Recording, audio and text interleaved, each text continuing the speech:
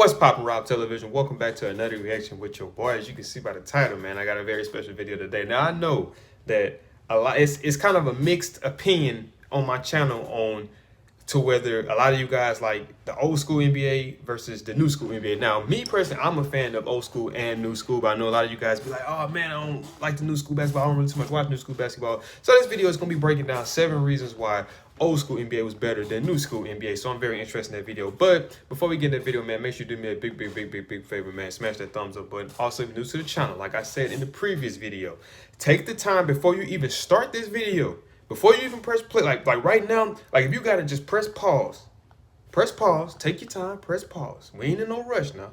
Press pause. Go click that third subscribe button. And when you click that third subscribe button, make sure you click that third post notification bell right to the, I think to the right of it. Now, take your time. We ain't in no rush. Now, get it done. Huh? But make sure you click that subscribe button, man. Roll the 2K, man. Let's get into this video. All right, you guys, do me a big favor, man. Before you get into this video, if you haven't already, man, follow me on all my social medias, Instagram, Snapchat, Twitter. All the links will be down in the description. And if you wasn't notified on this from my previous videos, I also have a PayPal just in case you guys want to donate. Whatever the amount is, it don't matter. It could be 50 cents. You know what I mean? If you want to donate that, make sure you show me some love on that. PayPal link will be in the description as well. All my links for everything is in the description, man. Make sure y'all show that some love. Let's get into this video.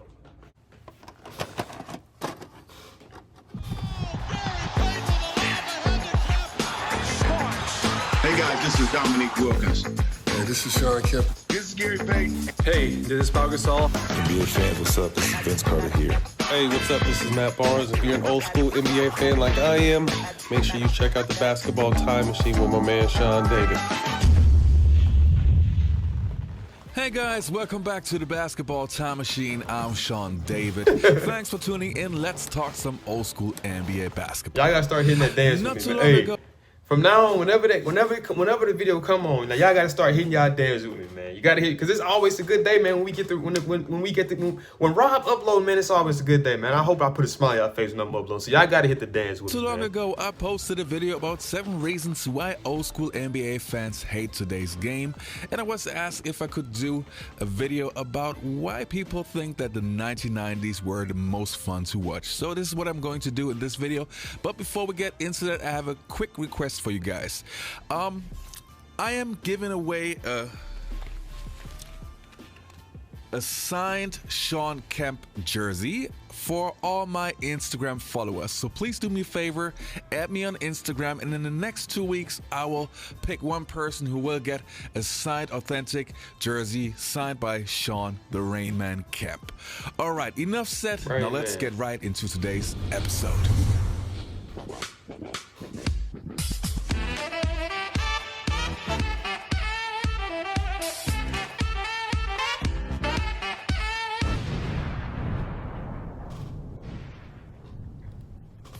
So the first question again is going to be, how am I approaching this video? Well, I narrowed it down to 7 categories. So let's go to category number 1. Now the first category that I'm going to talk about is the characters that we had back then. Having personalities that actually said what they thought and believed in, personalities that actually fought once you got them started, personalities that would do crazy things on a basketball court. Players that help to make the game more entertaining and exciting at the same time. Players that you don't see in today's NBA and who would not get a chance to be themselves in today's game. Guys like Dennis Rodman, Charles Barkley, Charles Oakley, Jerry Stackhouse, Danny Ainge, Allen Iverson, Reggie Miller, Bill Laimbeer, etc. were a big reason why the game was exciting back in the days.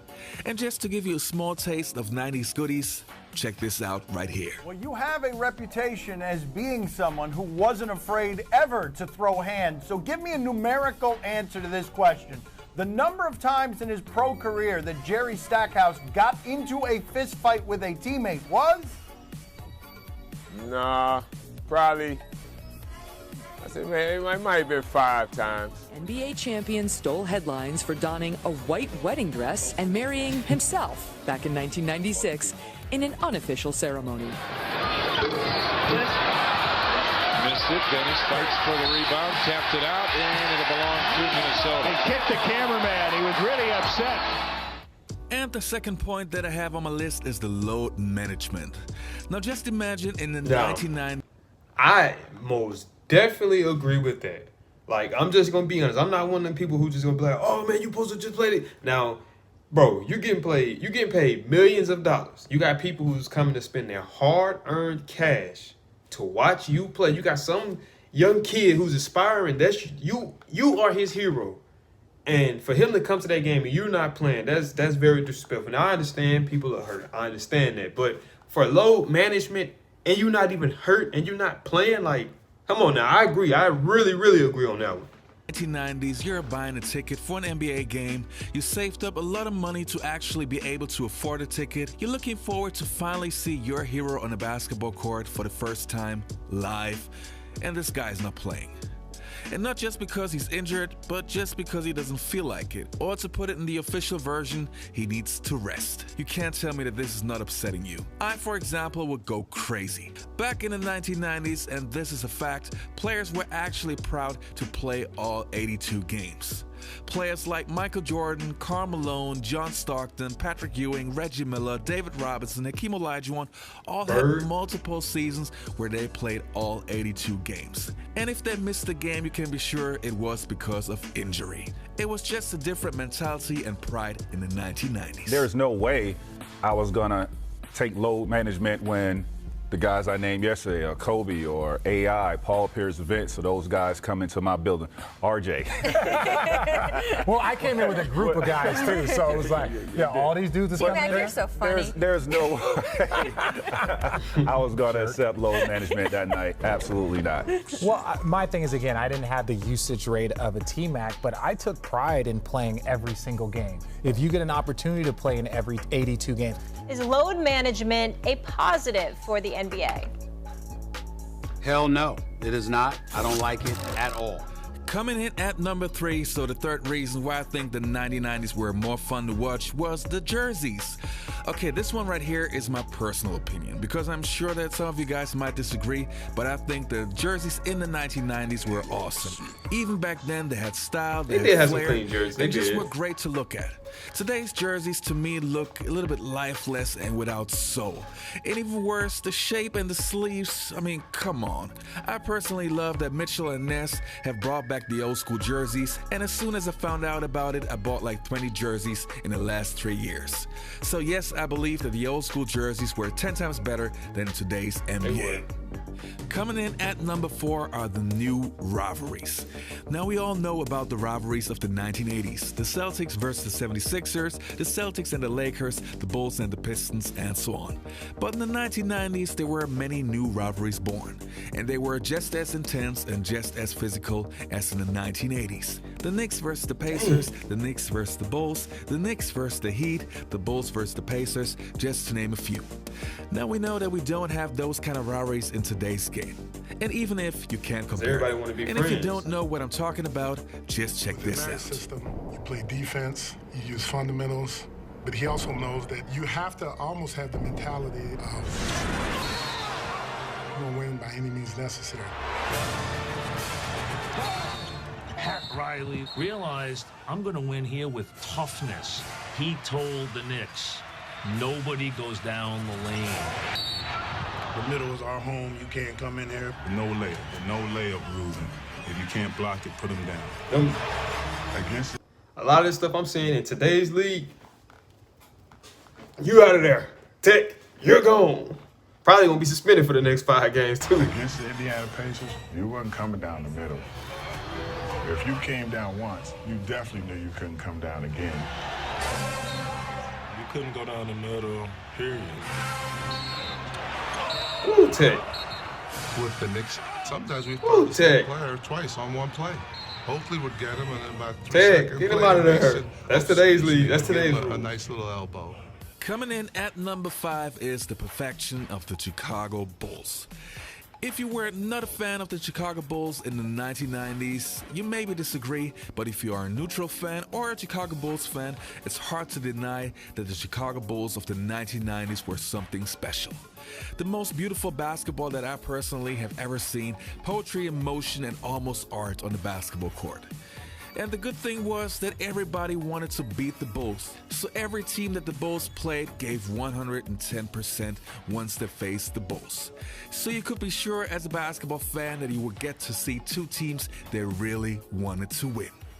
And the next one is NBA on television. Now this one I have to explain a little bit.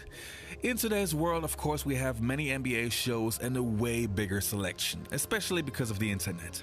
But I personally believe in many things in life, not having many choices can be a good thing. I think we were doing pretty well with 1 or 2 NBA shows. For example, Inside Stuff.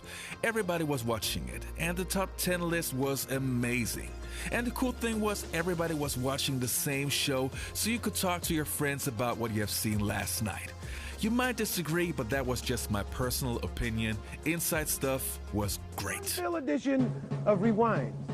Sir Charles just getting a little comfortable for Rewind. Here's some things that will knock your socks off. How about Pat Riley cutting some rug down Yeah, Pat Riley. How about Bison Dele? Has 2 chances to get back on his feet. He wanted to do the 2-step and really couldn't keep up, and he fell right down on his behind. Kobe gets a kick out of that, while Kevin Willis gets too much a kick out of it. How about my man Zadrunas El Gaskis, who knocks out 1, 2, like a bowling ball. Strings things happen. Yeah, that's what I was just going to say there. My bad. Yeah, my bad too. That time it worked, but Eddie Jones has it all backwards. Eddie, this way, baby. They didn't know which way to go. Here go those Lakers again, always helping out the other team. Oh, lost the ball. AC Green with the fake out. AC Green, you will not see that if you watch 100 NBA games. And the last category is... I swear to God, this is no lie. Back when I was in middle school, it was a guy like one of my homies. He can vouch for me. It was a guy. We was at I think it's on our lunch break. It was like recess or something, whatever it was. Man, this man shot. He did the exact same thing. He was like, pass the ball. He passed the ball, and he shot the ball. And he shot the ball. The ball went backwards. Like we was laughing so hard because I had never in my life seen that before. And now, fast forward how many years later, somebody had already did it. That's crazy. It's one that I mentioned in my last video, balance. Now we as old school fans of course noticed that the game is totally different to what we were used to. Almost all the players play the same way.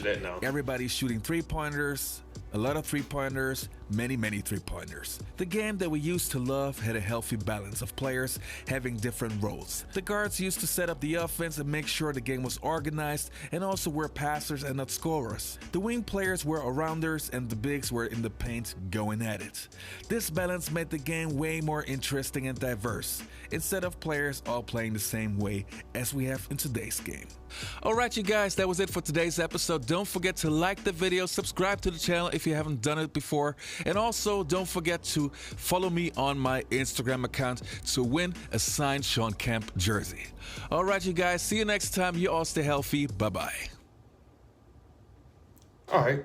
Once again, shout out to my man Sean David, man, for providing another lit video for me to react to. That way y'all can watch it with your boy.